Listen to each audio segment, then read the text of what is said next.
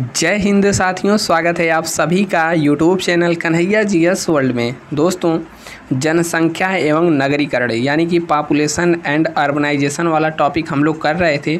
उस क्रम में हमने एक वीडियो को निपटा दिया था। आज का हमारा पार्ट नंबर 2 है। आप यूपी पुलिस रेडियो ऑपरेटर के साथ साथ UP SI, UP police constable या फिर अन्य ऐसे एग्ज़ाम जहां पर ये टॉपिक आते हैं तैयारी कर रहे हो तो यह वीडियो आपके लिए बहुत ही ज़रूरी और महत्वपूर्ण होने वाला है। इसमें हम लोग MCQ भी करेंगे। भारत और उत्तर प्रदेश से संबंधित जनसंख्या और नगरीकरण पढ़ेंगे। और यहाँ पर बहुत सारे दोस्त एग्ज़ाम डेट को लेकर के पूछ रहे हैं, कमेंट कर रहे हैं, मैसेज कर रहे हैं टेलीग्राम पर भी। तो आपको बता दें एग्ज़ाम डेट के बारे में अभी हम बात करेंगे, बस वीडियो में आप बने रहिए। दोस्त, चैनल पे नए हैं तो सब्सक्राइब जरूर करना है, नोटिफिकेशन के लिए घंटे को भी दबाना है, वीडियो अच्छा लगे तो लाइक करना है और ज़्यादा अच्छा लगे तो दोस्तों तक शेयर भी कर देना है। हमने आपको हर वीडियो में बताया है यूपी पुलिस में जो मेंटल एप्टीट्यूड का टॉपिक है, यूपी एसआई या फिर यूपी पुलिस कांस्टेबल एएसआई जितने भी पूछे गए हैं प्रीवियस ईयर क्वेश्चन, यहाँ पर हमने क्वेश्चन के साथ साथ डिटेल क्लासेस भी हमने अपलोड कर रखी हैं। आप प्लेलिस्ट में जा कर के एक बार चेक करिएगा और सभी क्लासेस आपके साथ अवेलेबल हैं आपके लिए। ठीक है, जैसे आप यहाँ पर देख सकते हैं।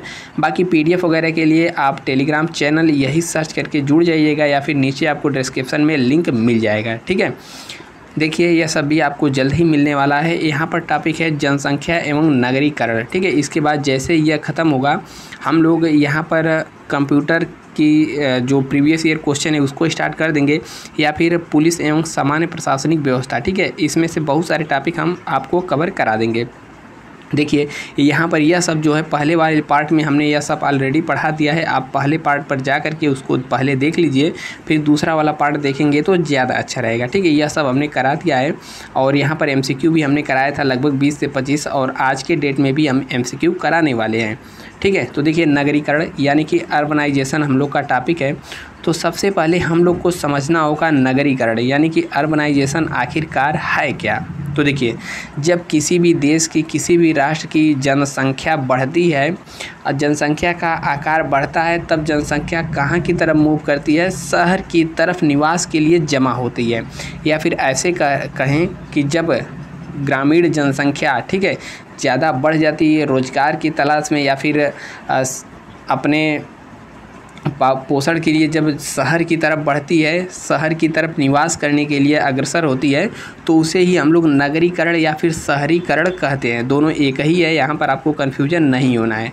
तो क्या है शहरीकरण, क्या है नगरीकरण? देखिए यहाँ पर परिभाषा, शहरी क्षेत्रों में भौगोलिक विस्तार मसलन क्षेत्रफल, जनसंख्या जैसे कारकों का विस्तार शहरीकरण कहलाता है।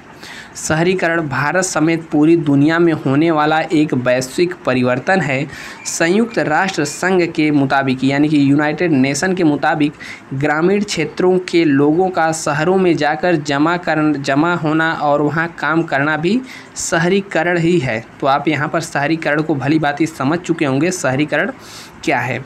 अब देखिए यहाँ पर कुछ आंकड़े हम आपको बताएंगे और कुछ शहरीकरण से संबंधित योजनाएं भी जो चालू की गई वह सब भी इस वीडियो में आपको बताने वाले हैं। ठीक है, देखिए क्या कह रहा है भारत में शहरीकरण से जुड़े कुछ आंकड़े। क्या आंकड़े हैं?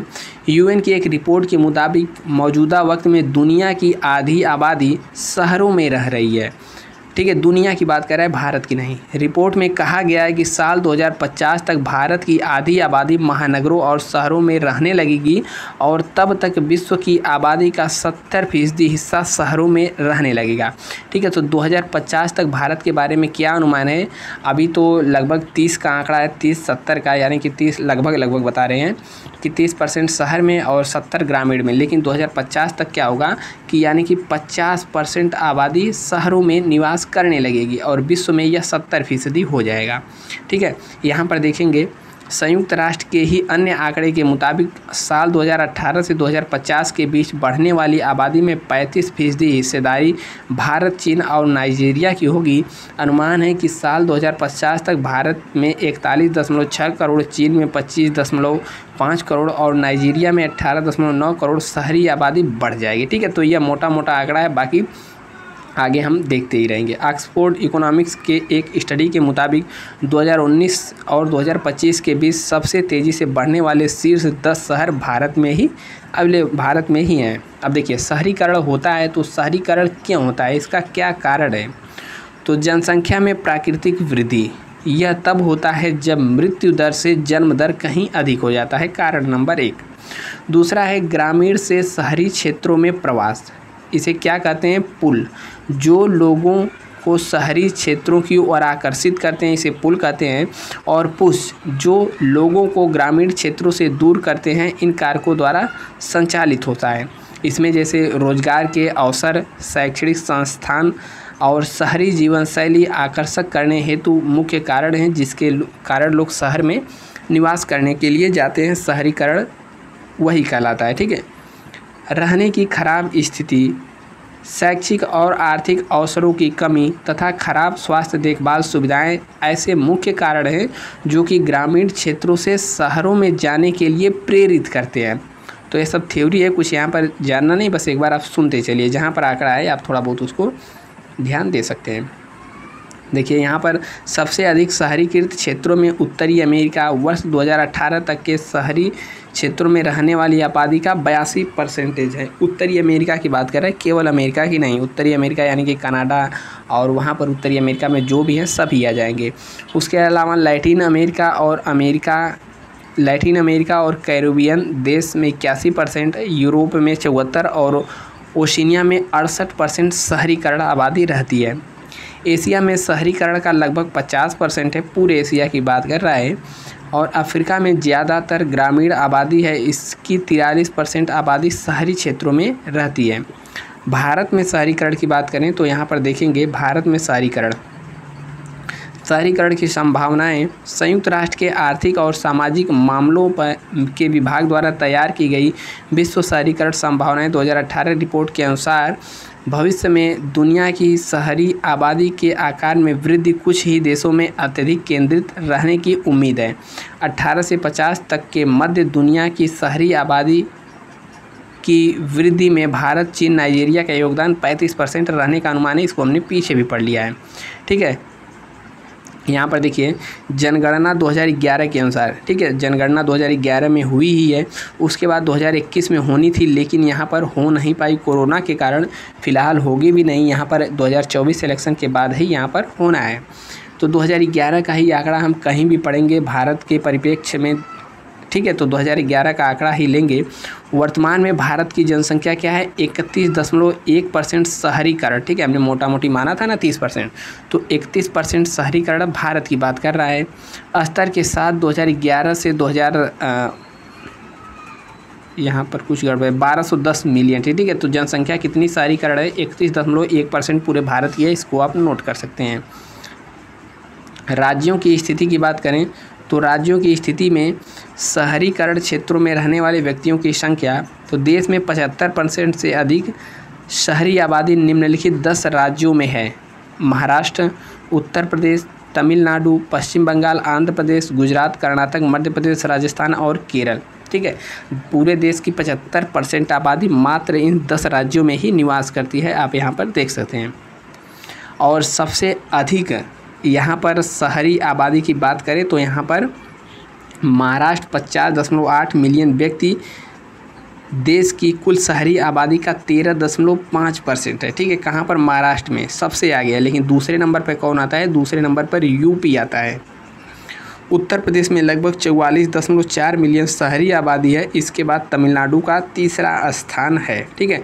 तो पहले यदि दे दे क्वेश्चन कि भारत में किस राज्य में शहरीकरण यानी कि शहरी आबादी सबसे ज़्यादा परसेंट रहती है पूरे देश का, तो महाराष्ट्र नंबर 1 पे हो जाएगा, यूपी नंबर 2 पे हो जाएगा और तीसरे नंबर पे यहाँ पर तमिलनाडु हो जाएगा, ठीक है।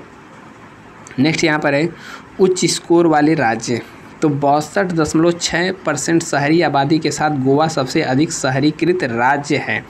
तो देखिए वहाँ पर पूरे भारत की बात कर रहा है, यहाँ पर राज्य में बात करें तो सबसे अधिक शहरी आबादी किस राज्य में है, तो यहाँ पर आप नोट कर सकते हैं गोवा 62.2% के साथ शहरी आबादी में सबसे नंबर 1 पर है। यह भी प्रश्न इम्पॉर्टेंट है, यहाँ से क्वेश्चन प्रीवियस ईयर में भी बना है। यहाँ पर तमिलनाडु, केरल, महाराष्ट्र और गुजरात के 40% से अधिक शहरीकरण की स्थिति प्राप्त कर लिया है। वहीं पर बात करें उत्तर पूर्वी राज्यों में मिजोरम, ठीक है, उत्तर पूर्वी राज्यों में मिजोरम 51.5% शहरी आबादी के साथ सबसे अधिक शहरीकृत है। उत्तर पूर्वी में पूछ दे तो कौन सा हो जाएगा? मिजोरम। ठीक है। और पूरे भारत में गोवा। कम स्कोर वाले राज्य तो इसमें बिहार हो गया, उड़ीसा, असम, उत्तर प्रदेश। शहरीकरण का स्तर औसत राष्ट्रीय औसत से यहाँ पर कम है। केंद्र शासित प्रदेश में आप जानते हैं दिल्ली का नाम आ जाएगा। राष्ट्रीय राजधानी क्षेत्र दिल्ली और चंडीगढ़। यहाँ पर देखिए 97.5% शहरीकरण कहाँ पर है? दिल्ली में है। और 97.25 के साथ दूसरे नंबर पर कौन है? चंडीगढ़ है, केंद्र शासित प्रदेश के अंतर्गत। ठीक है। और सबसे अधिक शहरीकरण इन्हीं प्रदेशों में हुआ है। इसके बाद दमन और द्वीप तथा लक्षद्वीप दोनों 75% से ऊपर के स्थान पर हैं। शहरी विकास के संबंध में भारत की वैश्विक प्रतिबद्धता देखिए SDG यानी कि सस्टेनेबल डेवलपमेंट गोल के लक्ष्य 11 के तहत सतत विकास को प्राप्त करने के लिए अनुशासित तरीकों से एक शहरी नियोजन को बढ़ावा देना है। तो इसको भी हम बताएंगे पर्यावरण वाले चैप्टर में जब आएगा SDG। ठीक है। और इसको UN हैबिटेट ने न्यू अर्बन एजेंडा को वर्ष 2016 में हैबिटेट थर्ड के तहत अपनाया था। और यहाँ पर कुछ खास नहीं है, देखेंगे पेरिस समझौता तो आप इसको देख सकते हैं। भारत के राष्ट्रीय स्तर पर निर्धारित योगदान INDC में 2030 तक वर्ष 2005 स्तर के सकल घरेलू उत्पाद GDP, इसको छोड़िए। ठीक, कोई ज़्यादा यहाँ पर देख लीजिए, यह जो है महत्वपूर्ण है।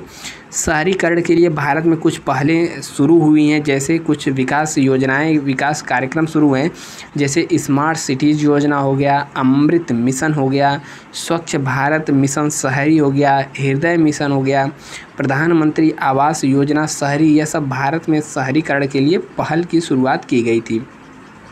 और यहाँ पर झुग्गी वासियों, शहरी गरीबों के लिए सरकारी पहल तो प्रधानमंत्री गरीब कल्याण योजना, आत्मनिर्भर भारत योजना, आत्मनिर्भर भारत अभियान के तहत इसको शुरू किया गया था। ठीक है।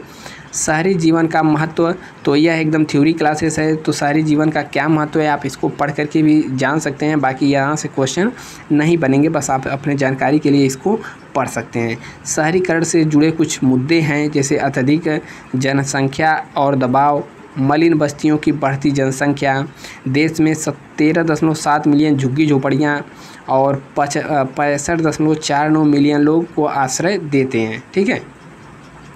लगभग 65% भारतीय शहरों के बाहरी इलाके में झुग्गियाँ हैं, जहां लोग एक दूसरे से सटे घरों में रहते हैं। ठीक है। यहाँ पर इसको देख सकते हैं, यहाँ पर कोई बहुत कुछ ज़्यादा नहीं है।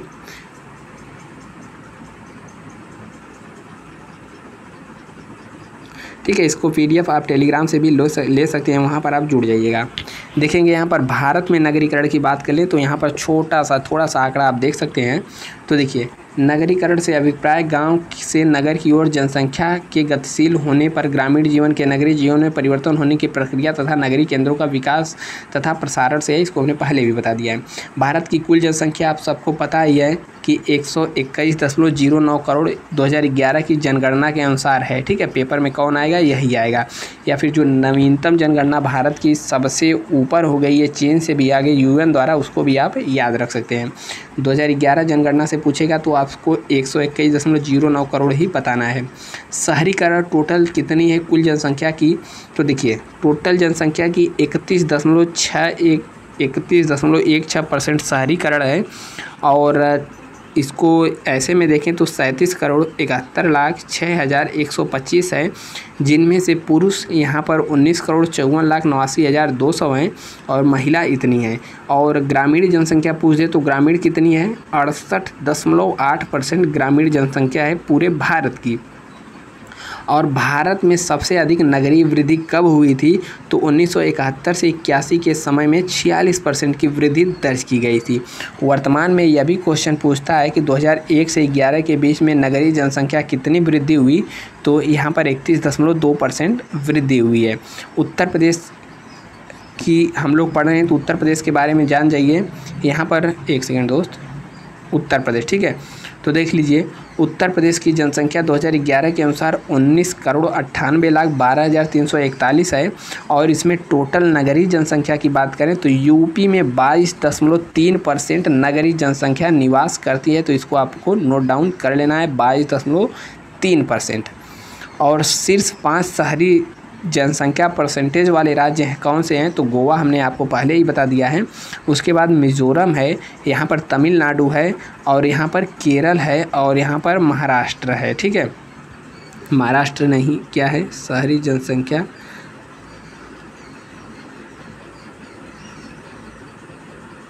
परसेंटेज पूछ रहा है। ठीक है, तो सही है, परसेंटेज में महाराष्ट्र इस नंबर पे आएगा। लेकिन सर्वाधिक के मामले में पूछे तो महाराष्ट्र नंबर 1 पर आएगा, फिर उसके बाद यूपी है, तमिलनाडु है, फिर यहाँ पर वेस्ट बंगाल आएगा। तो यहाँ पर कन्फ्यूजन नहीं होना है। जब परसेंटेज में पूछे तो गोवा नंबर 1 पर है और सर्वाधिक में पूछे तो महाराष्ट्र है। ठीक है, और न्यूनतम शहरी जनसंख्या कहाँ पर है, यह भी क्वेश्चन पूछता है। तो न्यूनतम शहरी जनसंख्या सिक्किम में है, फिर आंध्र प्रदेश, फिर यहाँ पर नागालैंड। ठीक है, न्यूनतम सबसे कम सिक्किम में है। सर्वाधिक जनसंख्या वाले केंद्र शासित प्रदेश तो दिल्ली, चंडीगढ़, पुदुचेरी, फिर उसके बाद लक्षद्वीप। सर्वाधिक शहरी जनसंख्या वाले केंद्र शासित प्रदेश तो यहाँ पर दिल्ली होगा, चंडीगढ़ और लक्षद्वीप। ठीक है, नेक्स्ट यहाँ पर देखिए डिटेल की बात करें तो भारत में नगरीकरण, यहाँ पर जो हमने सेम चीज़ पढ़ा है यहाँ पर देख सकते हैं 31.8 और 68.86 यह भारत का आंकड़ा है। और सर्वाधिक कहाँ पर है,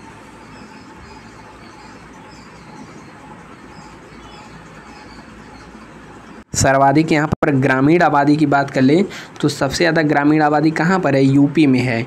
और पूरे इंडिया की आबादी का कुल 18.3% है। सर्वाधिक ग्रामीण परसेंटेज की बात कर लें तो कहाँ पर है, हिमाचल प्रदेश में, फिर बिहार में है। ठीक है, सर्वाधिक परसेंटेज में हिमाचल प्रदेश है लेकिन सर्वाधिक ग्रामीण जनसंख्या यहाँ की है। न्यूनतम ग्रामीण जनसंख्या यहाँ पर सिक्किम है, फिर यहाँ पर मिजोरम है, फिर गोवा, फिर यहाँ पर आप इस क्रम में देख सकते हैं। सर्वाधिक जनसंख्या इसको हमने आपको बता ही दिया है, बाकी इसका PDF भी आपको नीचे मिल जाएगा। एक चीज़ यहाँ पर याद रखिएगा, न्यूनतम 10 की वृद्धि कहाँ पर हुई है, तो नागालैंड में हुई है, यहाँ पर माइनस में पहुँच गई थी। इसको हमने प्रीवियस वाले वीडियो में भी बताया था।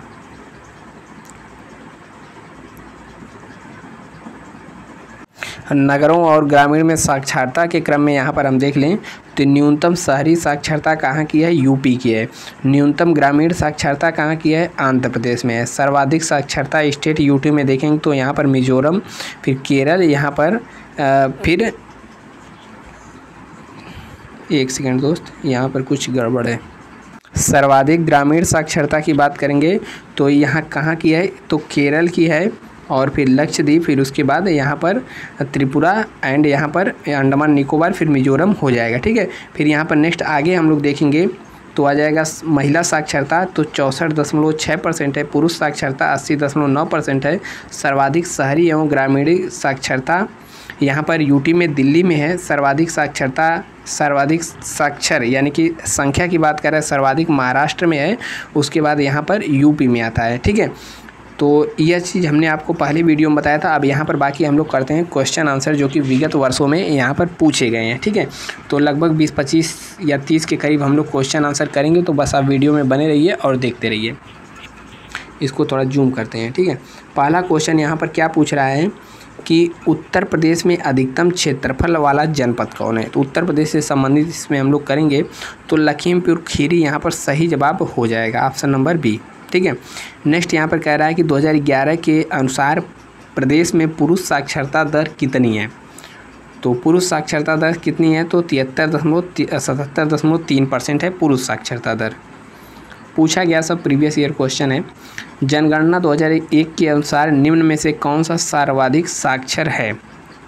ठीक है, कौन सर्वाधिक साक्षर है, तो तीसरे का आप बताइएगा क्या हो जाएगा, सी, जैन लोग सर्वाधिक साक्षर हैं इनमें से देखा जाए तो। 2011 के अनुसार राज्य में शिशु लिंगानुपात कितना है, तो चौथे का सही जवाब हो जाएगा ऑप्शन नंबर बी, 902 है सर्वाधिक शिशु।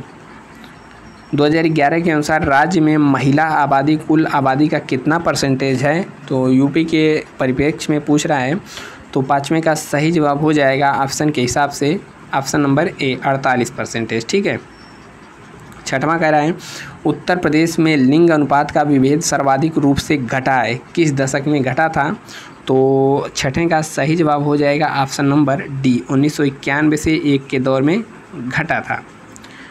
सातवां कह रहा है प्रदेश में जनसंख्या का 10 की वृद्धि दर किस वर्ष अधिकतम था? तो सातवें का सही जवाब ऑप्शन नंबर डी होगा, 1991 से लेकर के 2001 के दशक में। प्रदेश की जनसंख्या में सर्वाधिक 10 की वृद्धि कब देखी गई थी? तो आठवें का सही जवाब हो जाएगा ऑप्शन नंबर सी, ठीक है, 1991 से लेकर के 2001 के बीच में। नौवां क्वेश्चन कह रहा है कि 2011 के अनुसार उत्तर प्रदेश में एसटी की सर्वाधिक सांद्रता, ठीक है, सर्वाधिक मतलब कहाँ रहते हैं? तो यहाँ पर नौवें का सही जवाब हो जाएगा ऑप्शन नंबर सी, सोनभद्र में एसटी निवास करते हैं सबसे ज़्यादा। 2011 के अनुसार केवल निगम क्षेत्र में 10 लाख से अधिक जनसंख्या वाले नगरों का सही क्रम क्या है? तो सही जवाब हो जाएगा लखनऊ, कानपुर, उसके बाद गाज़ियाबाद, फिर आगरा। 11वां क्वेश्चन कह रहा है कि 2011 के अनुसार निम्न में सर्वाधिक जनघनत्व वाला जिला कौन सा है? तो ऑप्शन के हिसाब से यहाँ पर देखेंगे तो गाज़ियाबाद नंबर 1 पर होगा, ऑप्शन नंबर ए सही है। 2011 के अनुसार उत्तर प्रदेश में महिला पुरुष का अनुपात कितना है? तो एकदम बिल्कुल आसान सा सवाल है। 12वें का सही जवाब क्या हो जाएगा? Option number B, Uttar Pradesh की यहाँ पर बात कर रहा है, ठीक है, उत्तर प्रदेश 912, 1000 पुरुष पे 912 महिलाएं हैं। 13वां का 2011 के अनुसार सर्वाधिक नगरीय आबादी वाला जनपद है। तो बेहतरीन क्वेश्चन, अच्छा क्वेश्चन है, नगरीकरण में यह क्वेश्चन नगरीकरण से संबंधित है। तो 13वां का सही जवाब हो जाएगा ऑप्शन नंबर बी, नगरीय आबादी कहाँ पर है? गाज़ियाबाद में। 14वां कह रहा है कि 2011 के अनुसार जनसंख्या में किस धार्मिक समुदाय का उत्तर प्रदेश में तीसरा स्थान है? तो हमने आपको क्रम भी बताया था, हिंदू, मुस्लिम, सिख, ईसाई, फिर उसके बाद कौन थे? जैन, बौद्ध। तो तीसरे क्रम में यहाँ पर 14वां का पूछ रहा है, तो ऑप्शन नंबर डी, 14वें का क्या हो जाएगा? ऑप्शन नंबर डी, ठीक है, हिंदू, फिर मुस्लिम, फिर सिख, फिर उसके बाद यहाँ पर ईसाई आते हैं। तीसरा पे कौन आ जाएंगे? सिख। नेक्स्ट यहाँ पर क्वेश्चन आता है 15वां, कह रहा है कि 2011 के अनुसार उच्चतम साक्षरता दर किस जिले में है? तो 15वें का सही जवाब होगा ऑप्शन नंबर सी, कानपुर नगर में सर्वाधिक उच्चतम साक्षरता दर है। 2011 के अनुसार उत्तर प्रदेश का सर्वाधिक साक्षरता वाला जिला कौन सा है? तो सही जवाब क्या होगा? ऑप्शन नंबर सी, यानी कि गौतम बुद्ध नगर। 17वां 2011 के अनुसार सर्वाधिक औसत साक्षरता वाले निम्न 4 जिलों का सही क्रम अवरोही क्रम में यहाँ पर पूछ रहा है।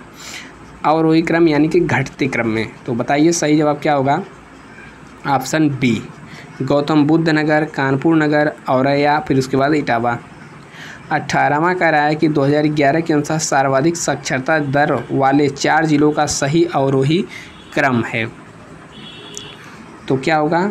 गौतम बुद्ध नगर, कानपुर, औरैया और इटावा। 17वां 18वां सेम हो गया क्या?